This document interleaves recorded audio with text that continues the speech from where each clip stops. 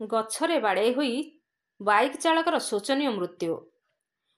ବଣାଇ ଥାନା ଅନ୍ତର୍ଗତ ତଲିତା ରାସ୍ତାର ବ୍ରାହ୍ମଣୀନାଳୀ ନିକଟରେ ଜଣେ ଯୁବକ ଗଛରେ ବାଡ଼େଇ ହୋଇ ଶୋଚନୀୟ ମୃତ୍ୟୁ ହୋଇଥିବା କଥା ଜଣାପଡ଼ିଛି।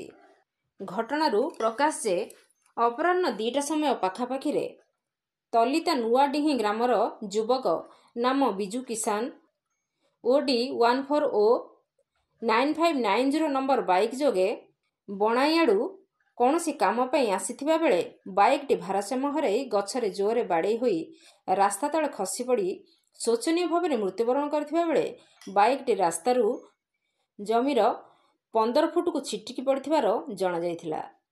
ଫଳରେ ସ୍ଥାନୀୟ ଲୋକେ ଦେଖି ପୋଲିସକୁ ଖବର ଦେଇଥିଲେ। ଖବର ପାଇ ବଣାଇ ଥାନା ଅଧିକାରୀ ଜ୍ଞାନେନ୍ଦ୍ର କୁମାର ସାହୁ ଘଟଣାସ୍ଥଳରେ ପହଞ୍ଚି ମୃତ୍ୟୁବରଣ କରିଥିବା ଯୁବକର ଶବକୁ ଜବତ କରି 108 ଆମ୍ବୁଲାନ୍ସ ସେବା ଯୋଗେ ପଠାଇବା ସହିତ ଘଟଣାର ତଦନ୍ତ ଜାରି ରଖିଛି। ରାଉରକେଲାରୁ ଲବକିଶୋର ନାୟକଙ୍କ ରିପୋର୍ଟ, ନାଗରାଜ ନ୍ୟୁଜ୍।